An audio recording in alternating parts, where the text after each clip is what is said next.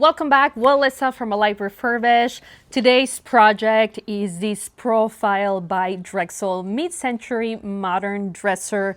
So to me, the $20 that I pay for it are worth it, spending the time to hopefully bring some of that natural wood look back to life. Outdoor furniture, bikes. Okay, so first, let's backtrack for a moment because I would be lying if I told you it didn't take convincing from my husband to take the dresser home. He was the one that spotted it, and my first impression was thank you, but no thank you. Then he pulled it out and opened the drawers. That's when I saw that it was a Drexel. Now, this made me think about it, but I wasn't completely sold on it. Until I saw the great condition the inside of the drawers were and how smooth they open and close.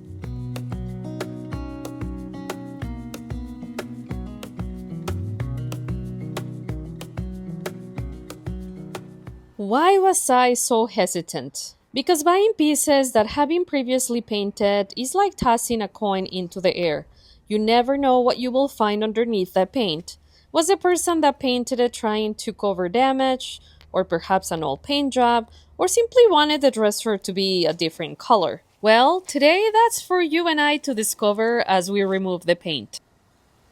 With that said, we won't be able to decide what's in store for this guy until we know for sure what's under there. I'm really hoping for a restoration, but worst case scenario, you will get a fresh coat of paint. Either way, we'll keep it away from the landfill, which is always a great feeling. You'll need to excuse my ignorance, and I might ruffle some feathers here, but the hardware looked off to me, and on the day that this part was recorded, I wasn't sure it was the original until I did some research. The color was very shiny, silver looking, and I'm just going to be honest, I don't like it, and I have a different plan for it. So here are some supplies we're going to be using for removing the paint. This painting tool is optional and is to be used carefully so we don't scratch the wood. If you haven't done a lot of paint removal, I would suggest using the plastic version of this, but you're also going to need the paint remover, of course. Also, eyewear and gloves to protect your skin and eyes. To discard everything that comes out, I like to use a cardboard box and then I just put it inside a plastic bag with the rest of the trash. Shake, shake, shake, shake, shake. This paint remover is supposed to lift the paint within 15 minutes, but we'll see about that. I'm applying a generous amount here with a brush. When I was doing a full assessment of the dresser, some of the veneer on both back legs broke off.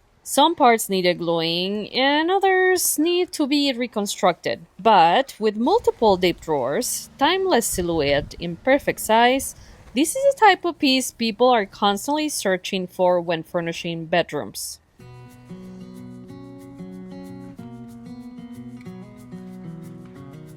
And are you guys seeing what I'm seeing? It looks like the paint remover is working pretty good. That always makes me happy. I'm gonna be tackling the body first, and then I'll do the drawers a little bit later today. Stay in this moment forever, so I can hold you in my arm. I will carry you on my shoulders as long as I'm able. Scare the monsters under your bed. Deep in the liking for you is all I need. Until my heart gives in, I will do everything I can for you. One of the reasons vintage furniture is making a comeback is because homeowners are becoming increasingly frustrated with fast furniture. You know what I'm talking about. Furniture that looks great online, arrives in a box, and starts showing wear after only a few years. It seems like more and more people are craving quality furniture with character and craftsmanship. Luckily for us, it looks like for the most part the wood looks intact except for the damage on the back legs and this side that has a good area patched up with wood filler.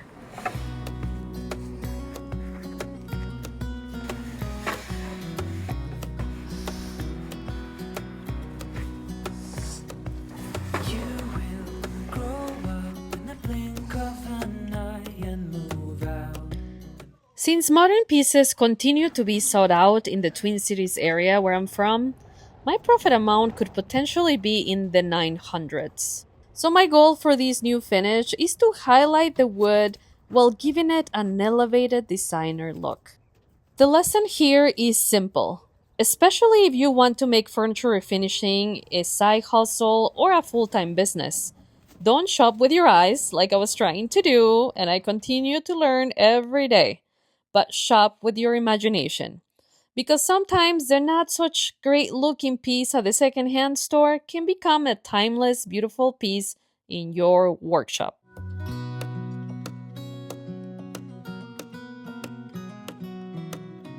I'm scrubbing out any paint residue with an afterwash and 000 steel wool.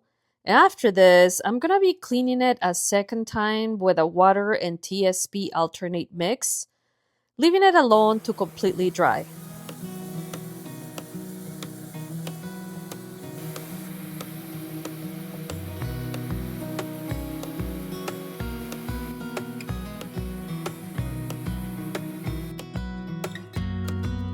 Every pass of the sander using 120 grit is getting us closer to the furniture's true character. The grain patterns are looking promising, and it makes you glad you stuck to the project. In my case, I'm glad my husband was persistent and talked to me into taking a closer look at it. There's something very incredibly satisfying about watching an old finish disappear and seeing beautiful wood emerge underneath. Liking for you is all I need. Until my heart gives in, I will do everything I can for you.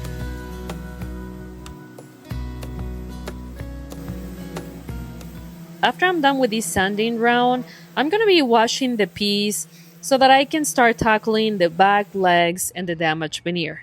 So here is what we're dealing with.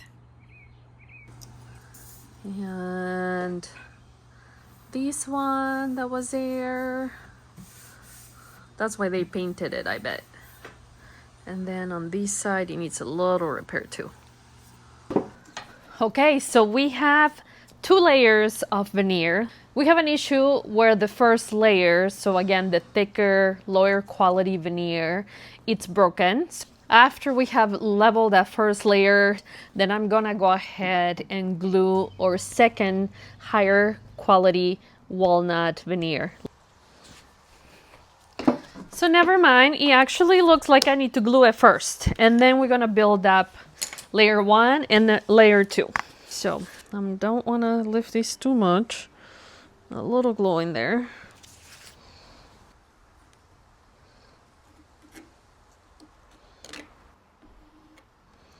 All right, I'll take care of these first. On both sides. All right. So here in a minute, I'm going to show you what product to use when you need a dark filler. It's not the one that I'm using in this shot. This one, which is a walnut color from Dab, is great for smaller areas, but not for these large ones. I'll talk about that favorite product in a minute here. Since the new hardware is more simple than the original, I only need one of the existing hardware holes. The other one is getting covered up with this wood epoxy, but in hindsight, I should have still used my favorite product for this part as well. The only reason is because this product dries lighter, and as you know, I'm going for a restoration and I'm envisioning a rich brown tone. So what you're seeing right here is me attempting to tackle this large area with a wood filler that doesn't dry very hard. So it ends up coming right off. So even though I don't show a clip of it, I ended up removing it altogether and instead use this quick cure resin based putty. The reason why it's my favorite to use on restorations is because it comes in different colors. You can order in whatever color matches your project better. It dries hard, just like Bando does, but it's way easier to work with it and it doesn't stink. This is after letting it dry for 30 minutes, And now I'm getting ready to glue these small pieces of veneer that broke off when one of the employees was getting the dresser out of the secondhand store. And I decided to save them all.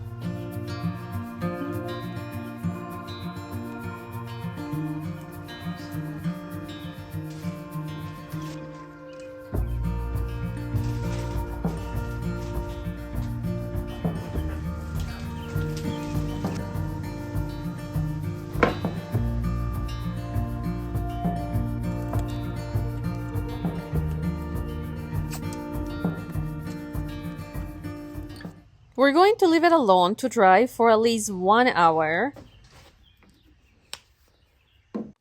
After the hour had passed, I wanted to check and see if the glue had worked, and it looked like it did. And now all I'm gonna do is fill out the gaps with the same wood filler and then sand the repair until smooth.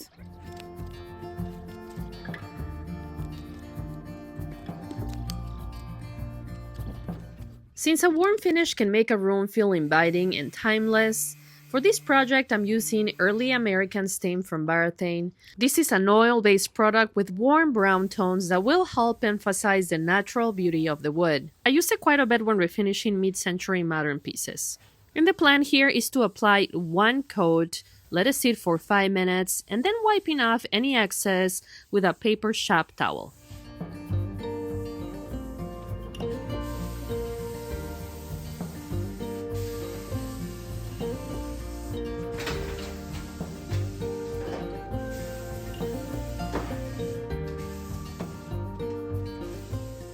Okay, do you guys remember the dull, lifeless surface covered in dark, scratched up paint this top had? And don't get me wrong, I paint furniture, and I believe that paint keeps furniture away from the landfill, but the wood on this dresser deserves to shine for at least another decade.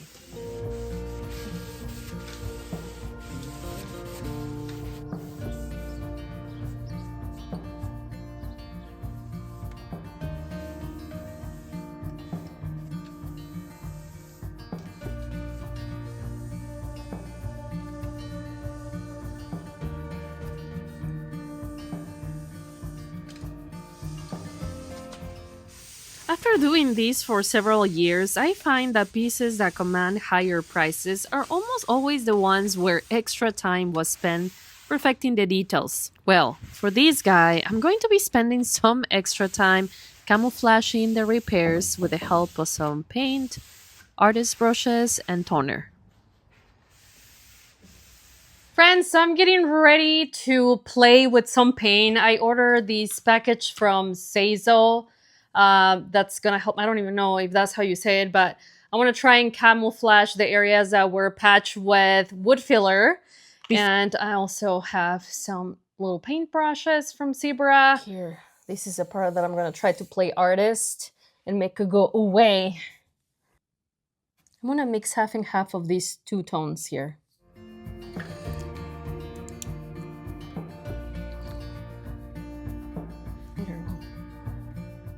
For my base, I probably mix 50-50 of these two dark browns, and for the wood grain, I mix original wood, which is a lighter tone, with dark walnut.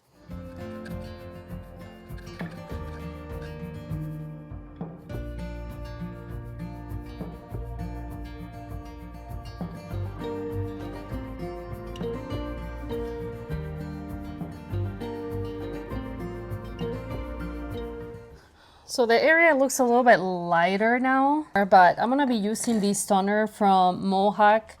Keep in mind that I'm spraying toner directly over wood filler. Normally, you would want to use a clear sealer over wood before spraying this product though. Looks better. Take into consideration that toner darkens over time, so light coats are best. Just work it in, allow it to show you its true colors before you decide if spraying another coat is appropriate.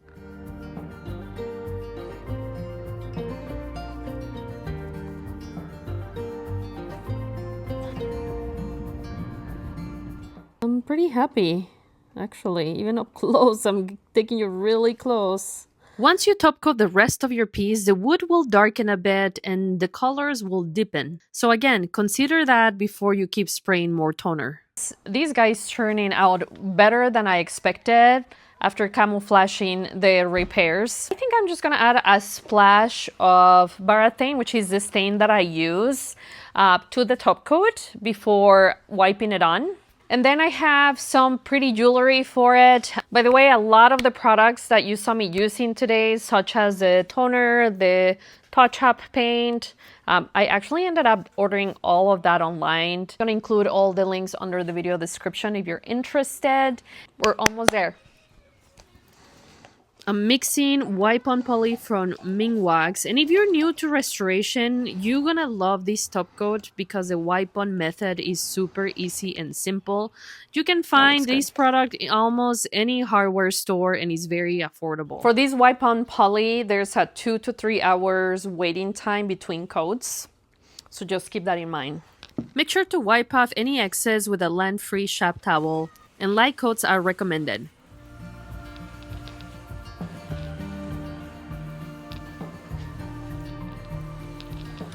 Mixing.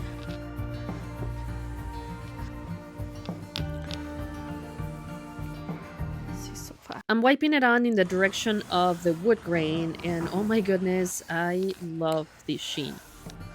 You want tuck in there?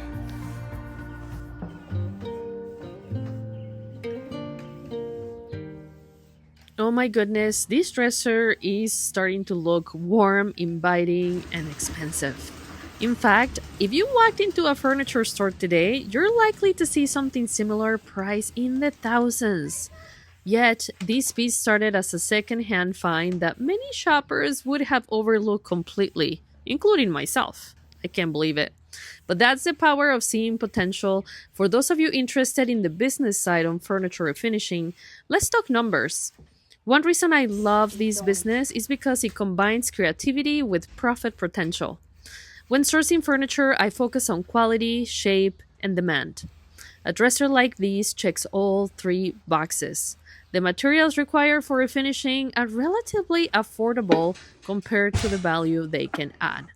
And because quality wood furniture is becoming harder to find, refinished pieces often attract buyers who want something unique and durable. Instead of spending thousands on new furniture, you can create something custom while keeping beautiful furniture out of the landfills. That's a win for your wallet and your home. Okay, it's time to finish this guy off. I'm just adding some adjustable pulls. You guys know that I love them because I can just use the existing hardware holes, which is great when you want to do a restoration. Look at that wood grain pattern. It is stunning and shining. These guys sold the same day I posted it for the asking price of $975. Please, please, please let me know in the comments what do you think of this transformation, and don't forget to subscribe because that really helps out the channel, and give me a thumbs up if you enjoyed today's content. I will see you guys on the next transformation.